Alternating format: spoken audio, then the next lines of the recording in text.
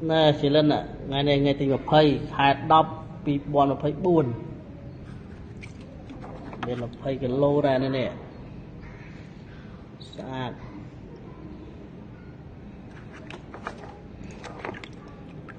bây khăm lan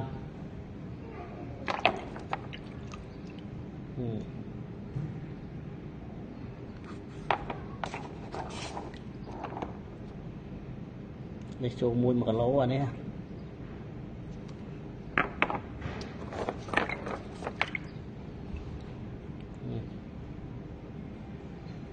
xả đây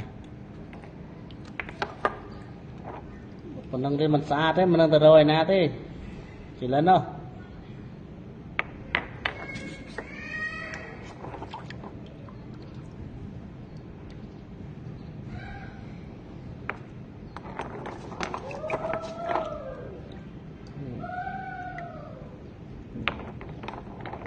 bây giờ phây cái lô này đi